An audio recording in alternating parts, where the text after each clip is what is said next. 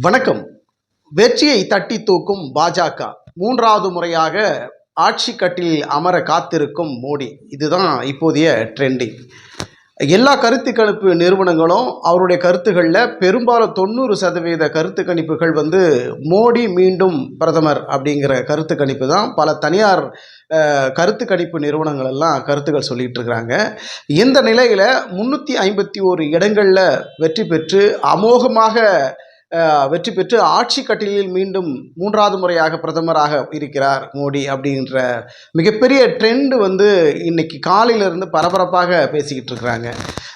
அமித்ஷா ஏற்கனவே சொன்னார், 5 கட்ட தேர்தல்களே நாங்கள் பெரும்பான்மையான இடங்களில் நாங்கள் வெற்றி பெற்றுட்டோம், நாங்கள் ஆட்சி பிடிப்பதற்கு தேவையான இடங்கள் எங்களுக்கு வந்துடுச்சு, அதனால் எங்களுக்கு எந்த விதமான கவலையும் பயமோ இல்லை அப்படின்னு ஒரு நம்பிக்கை ஏற்கனவே 5வது கட்ட தேர்தல்லையே அவர் சொன்னார். ஸோ அதெல்லாம் கருத்து கணிப்பெல்லாம் பார்க்கும்போது இப்போது காலையிலேருந்து வரக்கூடிய ஒரு கருத்து கணிப்புகள்லாம் பார்த்தீங்கன்னாக்கா 90-95% கருத்து கணிப்புகள் எல்லாமே மோடி மீண்டும் பிரதமராவது உறுதி, பாஜக தான் வெற்றி பெற போகுது அப்படிங்கிற கருத்து கணிப்பு தொடர்ந்து வந்துகிட்டு இருக்கு. நாளை மறுநாள் ஜூன் 4ஆம் தேதி தேர்தல் முடிவு. அந்த முடிவில் மீண்டும் பிரதமராக மோடி அவர்கள் ஆட்சி அமைக்க காத்து கொண்டிருக்கிறார். ஆளப்போவது பிரதமர் தான் அப்படிங்கிற கருத்து கணிப்பு பொறுத்திருந்து பார்க்கலாம்.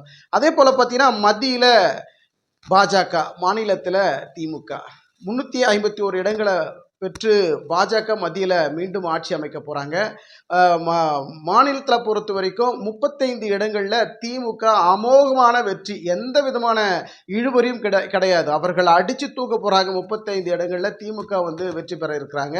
அதே போல் பாஜக 3 இடங்களில் நிச்சயமாக வெற்றி பெற இருக்கிறாங்க. அதில் பார்த்தீங்கன்னாக்கா முன்னாள் முதலமைச்சர் ஓ பன்னீர்செல்வம் அவருடைய தொகுதி ராமநாதபுரம் தொகுதியில் 1% இழுபறி, அதாவது நவாஸ்கனிக்கும் ஓபிஎஸ்க்கும் ஒரு இழுபறி 1% இழுபறி இருக்குது அப்படிங்கிற ஒரு கருத்து கணிப்பு இருக்குது. டென்ஷன், அதாவது ஒரு 2 பேருக்கும் மிகப்பெரிய ஒரு போட்டி, 2 பேருக்கும் மிகப்பெரிய ஒரு டென்ஷன். ஆனாலும் ஓபிஎஸ்னுடைய ஆதரவாளர்கள்லாம் என்ன சொல்கிறாங்கன்னா, ஓபிஎஸ் அவர்கள் 1 லட்சம் வாக்கு வித்தியாசத்தில் அவர் நிச்சயமாக வெற்றி பெற போகிறார், அவர் வெற்றி பெறுவதுங்கிறது உறுதி அப்படிங்கிற நம்பிக்கை தெரிவிக்கிறாங்க. ஆனால் கருத்து கணிப்பு படி பார்த்தீங்கன்னா அந்த இடத்துல ராமநாதபுரம் தொகுதியில் நவாஸ்கனிக்கும் ஓபிஎஸ்க்கும் 1% இழுபறி இருக்கும். யார் கடைசி நேரத்தில் ஜெயிக்க போகிறாங்க அப்படிங்கிற ஒரு இழுபறி இருக்கும். ஆனால் ஓபிஎஸ் கடைசி நேரத்தில் வெல்வார், அவர் தான் ஜெயிக்க போகிறாரு அப்படிங்கிறது அதை யாராலையும் மாற்ற முடியாது, தடுக்க முடியாது, உறுதியான வெற்றி அவர் அப்படிங்கிற கருத்து கணிப்பு கொண்டிருக்கிறது. அதே போல் தேனியில் டிடிவி தினகரன், அவருக்கு மாற்று கருத்தே கிடையாது, அவர் தான் அந்த இடத்துல ஜெயிக்க போகிறாங்க. ஆனால் அதே நேரத்தில் பார்த்தீங்கன்னா கோயம்புத்தூரில் தமிழ்நாடு பாஜக தலைவர் அண்ணாமலைக்கு ஒரு டஃப் இருக்குது. அந்த இடத்துல அவருக்கும் 1% காம்படிஷன் ஜாஸ்தியாக இருக்கும். கடைசி நேரத்தில் மிகப்பெரிய ஒரு இழுபறியான நிலை.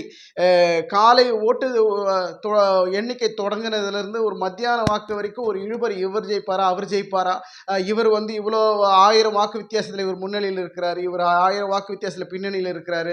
கிட்டத்தட்ட ஒரு நெருக்கமான எண்ணிக்கையில் தான் அங்கே இருக்கிற போட்டியாளர்கள் மேலும் கீழுமாக இருப்பார்கள். ஆனால் அண்ணாமலை அதெல்லாம் இல்லைங்க, அண்ணாமலை தாங்க கொங்குமட பெல்ட்டில் கோயம்புத்தூரில் அண்ணாமலை தான் ஜெயிக்க போகிறாரு அப்படிங்கிற புள்ளி விவரம் தெளிவாக கொண்டிருக்கிறது. கிட்டத்தட்ட பாஜகவில் பார்த்தீங்கன்னா நேரடியாக 3 வேட்பாளர்கள், அதாவது தேனியிலையும் ராமநாதபுரத்திலையும் அண்ணாமலையும் கோயம்புத்தூரில் 3 இடங்கள்லையும் அடித்து தூக்க போகிறாங்க பாஜக. இதுதான் நிலவரம். அதிமுகவை பொறுத்த வரைக்கும் அவர்கள் ஒரு 0% தொகுதி தான் அவர்களுக்கு கிடைக்கும். வெற்றி வாகை அப்படிங்கிறது, வெற்றி வாய்ப்புங்கிறது மிக மிக குறைவு அப்படிங்கிற ஒரு இதில் இருக்குது. காரணம் பார்த்தீங்கன்னா ஓட்டு சதவிகிதம் கிட்டத்தட்ட ஒரு 25, 22, 23 கீழே இறங்கிட்டாங்கன்னா அது அதிமுகவுக்கு ஒரு சரிவு நிலை தான் அப்படிங்கிற கருத்து கணிப்பும் இருக்கிறது.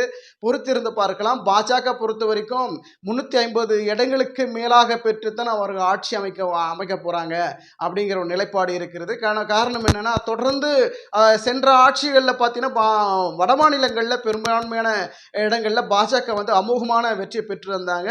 ஆனால் இந்த முறை தென் மாநிலங்களில் பார்த்தீங்கன்னாக்கா அவர்கள் வாக்கு வங்கி அதிகரிக்கிறாங்க. பாஜக தென் மாநிலங்களில் கவனம் செலுத்துகிறாங்க. அவர்கள் பாஜக அதிகமான இடங்களில் வெற்றி பெறணும், தென் மாநிலங்களில் வெற்றி பெறணும், அதை கொஞ்சம் கூடுதலான கவனம் செலுத்தி இந்த முறை வேலை செஞ்சுருந்தாங்க. ஆனால் இங்கே வேலை செஞ்சுட்டு வட மாநிலங்களில் கோட்டை விட்டுட்டாங்க. இந்த முறை பார்த்தீங்கன்னா வட மாநிலங்களில் ஓட்டு சதவீதம் கொஞ்சம் குறைவதற்கும் தென் மாநிலங்களில் வாக்கு சதவீதம் உயர்வதற்கும் பாஜக வாய்ப்பு இருக்குது. இருந்தாலும் பாஜக வெற்றியை தான் பெறுவார்கள் அப்படிங்கிற ஒரு உண்மையான நிலையை வந்து கருத்து கணிப்பில் சொல்கிறாங்க.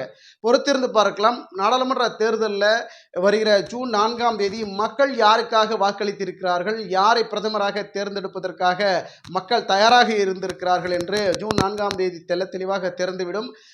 கருத்து கணிப்பு, அதாவது தனியார் நிறுவனங்கள் கருத்து கணிப்பெல்லாம் பார்த்தீங்கன்னாக்கா பாஜக தான் வெற்றி பெறப் போகிறார்கள், பாஜக தான் அப்படிங்கிற ட்ரெண்ட் வந்து காலையிலிருந்து அதிகமாக வந்து கொண்டிருக்கிறது.